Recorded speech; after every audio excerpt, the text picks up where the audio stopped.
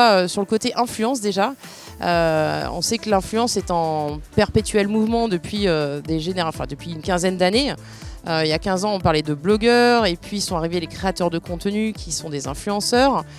Et du coup, on voit énormément de cas qui utilisent des influenceurs, des célébrités, pas forcément de la bonne façon, plutôt en homme sandwich. Il y a aussi des très très beaux cas. Mais ce qui fait qu'effectivement, il y a aussi une fatigue sur le marché. Et on voit des campagnes qui traitent ce sujet de façon extrêmement soit subtile, soit humoristique. Donc je vais en donner deux. La première qui est sublime, qui est moi mon gros chouchou, c'est la campagne de Diesel qui s'appelle Be a Follower. C'est une campagne, c'est clairement une plateforme, c'est leur plateforme de marque depuis quelques temps. Diesel dit à tout un chacun, à ses clients, à ses prospects, mais en fait ne sois pas un influenceur. Les influenceurs, ils n'ont pas le temps de manger parce qu'ils passent leur temps à faire des photos Instagram, ils n'ont pas le temps de parler aux gens en soirée parce qu'ils se prennent des selfies. Donc en fait, reste un follower en fait. Et donc ça c'est, on va dire, un twist assez subtil et très relevant relevant, oui, bon, d'un point de vue culturel en fait. Donc et puis c'est extrêmement bien traité. Et là où en fait, on pourrait se dire que c'était qu'une campagne de communication, ça va beaucoup plus loin puisqu'ils ont le côté social commerce aussi. Donc ils ont un certain nombre de non-influenceurs du coup qui sont des followers qui peuvent devenir en fait des ambassadeurs de marque et ouvrir leur boutique sur les réseaux sociaux pour vendre du diesel. Donc ça va jusqu'au commerce et ça c'est extrêmement intéressant. Après on a des marques comme Hulu aux États-Unis qui est une chaîne de télévision qui du coup assume complètement le fait de payer ses influenceurs. Donc ils ont pris quelques joueurs de la ligue NBA. Et c'est une campagne extrêmement humoristique où ils les voient, on voit les joueurs de NBA qui arrivent en disant, les pieds sur la table, en disant ouais, j'ai été payé 500 000, je vais me faire un tatou, je suis un influenceur, mais j'ai pris un gros chèque, et c'est extrêmement humoristique. Voilà, c'est globalement sur l'influence des choses très très chouettes.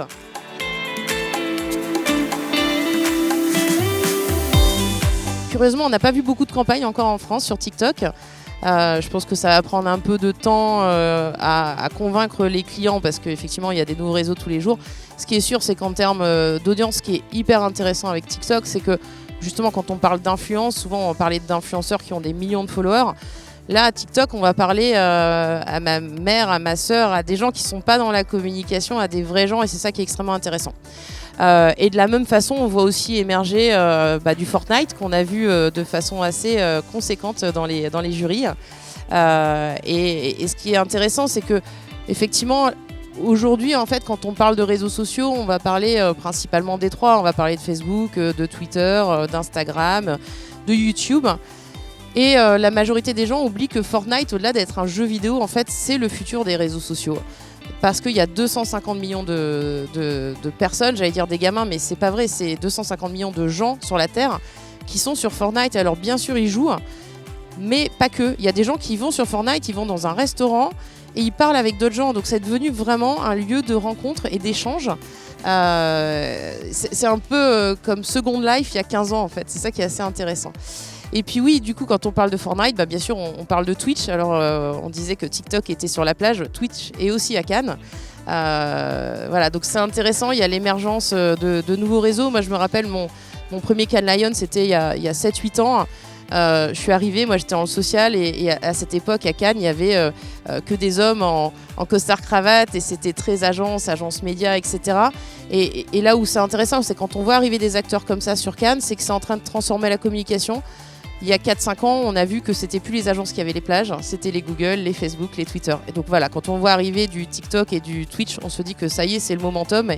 Et d'un point de vue démocratisation, on y arrive là.